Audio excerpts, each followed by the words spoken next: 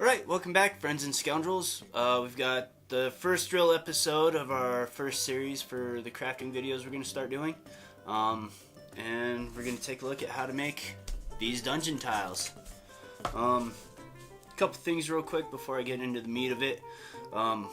There are some periods where we either lost some footage because we were working on like 4 videos at a time, or I just might have plain forgot to record it. I don't remember. This video has been a long time in the works. So, enough on that.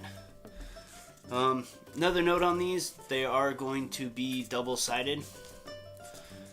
And we'll work on the other side in the second part where we do a couple other things too. So, let's talk about what we're going to need. First, need some double corrugated cardboard. Obviously more than this, it's just a lot easier to get this on screen.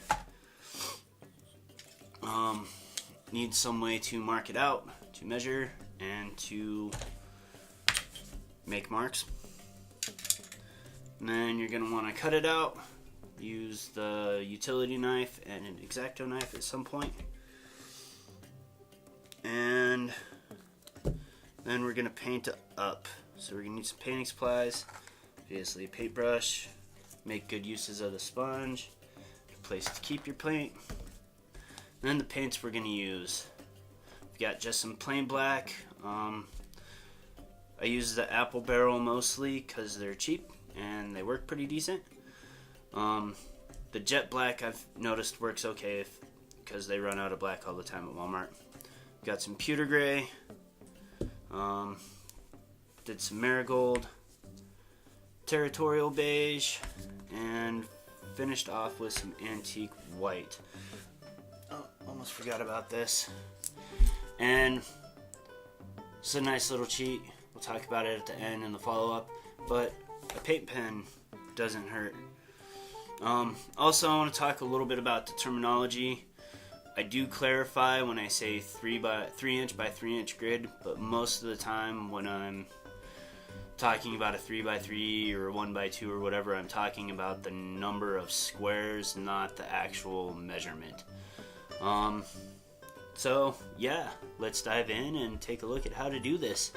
First thing we're going to want to do is mill up the cardboard so that way we have some nice even edges to work with.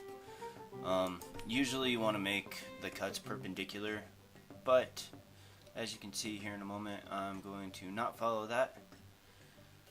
And I'm going to do the sides because my other edges were pretty decent already. But you want the perpendicular cuts, that way you have 2 flat surfaces to work off of. And you're going to want to save some of your offcuts, especially the ones that have the corrugation kind of showing. You'll see why when we do those projects. Next thing, we're going to mark up our cardboard. I made a 3 inch by 3 inch grid. And then I start marking out 3x3 pieces to kind of map out where I want to make my cuts. And I use the smaller pieces, the extras, to make some 1x1s.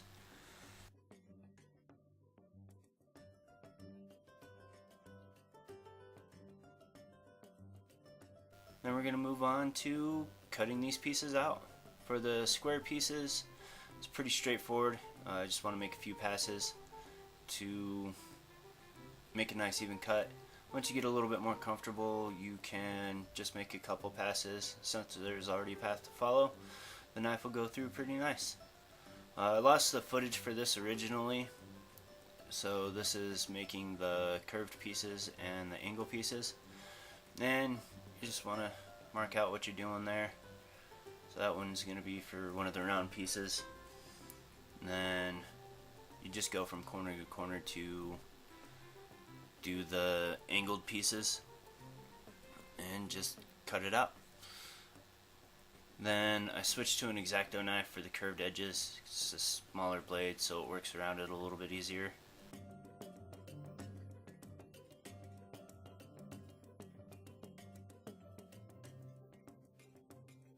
First off here, we got some small rounded edges, we got some elbows, made some large corner pieces, some large round pieces, small half round, couple T-sections, some cross sections, quite a few 3x3 pieces, some small corners, some 1x1s, then we got 1x3s, 2x2s, and 1x2s. Moving on to the base coat and the beginning of the painting process. I started off using a watered down black, but found that it was kind of a waste of time and effort because I ended up having to multiple coat on those pieces. So I started using just the paint straight out of the bottle because it gave me the coverage I wanted and saved me some time. Right, so we're going to begin the sponging technique with the pewter gray here. And after quite a few tries in the past doing some other painting, I learned that it's much easier to apply the paint to the sponge with the brush because it adds an easier coat, more even coat, and just works better. So we've got the marigold now as the next layer, and I wasn't sure if I was going to do this color in the beginning, but I thought it would add some nice variation. I wanted to originally be a little bit more sparse with it, but as you can see I have a difficult time doing that. And I went through a couple different sponges here. Started with a bath sponge, then moved back to the kitchen sponge because I like the texture a little bit better. But in the end, do whatever feels right for you because it's your tiles and these are just suggestions. We've got a third layer here. We're going to use some territorial beige. Like I said in the beginning, I want to go for a little bit different look. I want to try to make it fancy, so I added some brown to it, which changes my color decision later on. But we'll talk about that then. But it's just more of the same technique, just sponge, sponge, sponge. Again, I tried using the bath sponge, but it just came out weird. So, went back to my kitchen sponge. This one I modified though, so we get a little bit different patterning. And we've got our final layer of paint. I went with some antique white. I was originally going to do sky gray or some other light gray when I started, and I was using more grays, but the white worked better with the brown. Just try to keep it light so that way the other colors can shine through. We're going to work on the lines now to show the stonework. I made myself a cheat ruler here with the increments that I wanted. I went with a 1/2 inch because I don't use grids, and if I use anything bigger it confuses people. And I used a paint marker, so we're just going to take that and mark off along where we need to. And usually do top and bottom. Just see in a moment when I do the longer side, I add additional ones. So that way I have points to follow as I'm freehanding it. Another trick that I started using was to do the shorter side first because it gives you almost kind of a grid that you can follow to keep your freehand lines a little bit straighter.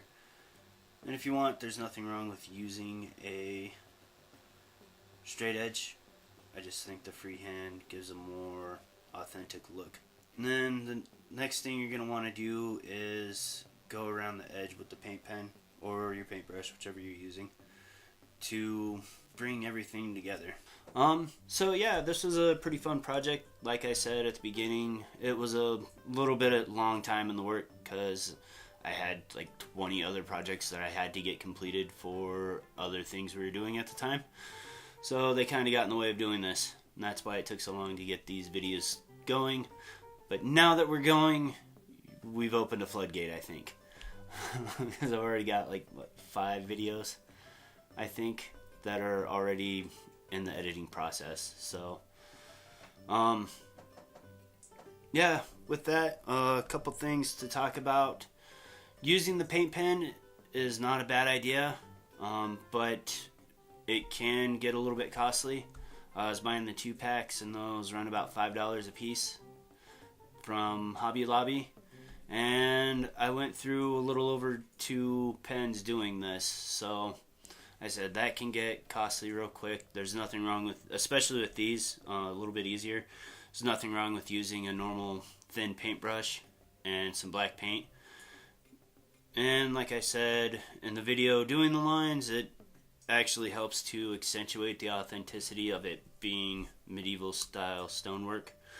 The elbow cuts. Again, we lost some footage, or I just forgot to do it. I don't remember.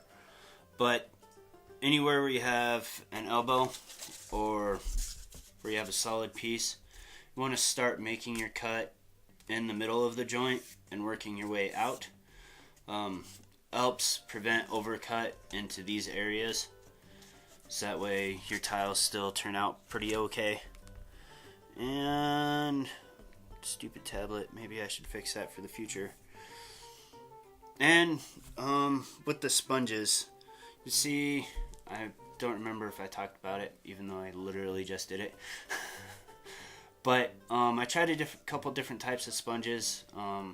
This is kind of like a bath sponge. They had it over by the craft section in Walmart, maybe trying to give people the idea to use it.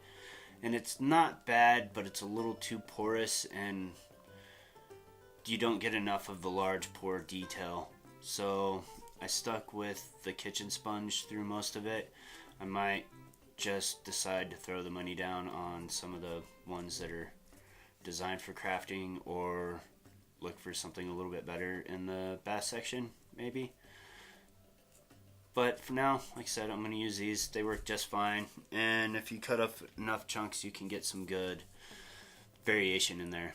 And patterning. I know a lot of people harp on the patterning. If you're not doing any lines or anything, you might want to try to be a little bit more random. But with the inclusion of the lines on there, it does help to break up any repetition in the sponge pattern. So that's why I wasn't too concerned with it while I was making the video. But yeah, this was a good fun project. I made a few changes from my original tiles. I'll show some of those off in part 2, so that way you can get some ideas. Yeah, thanks for watching. I hope this helps inspire you to do something. It's a nice simple project that anybody can do.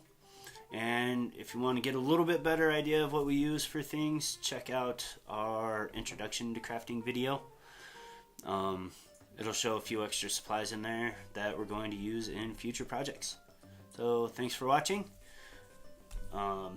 Like, comment, subscribe, share this around. Until next time, live to roll.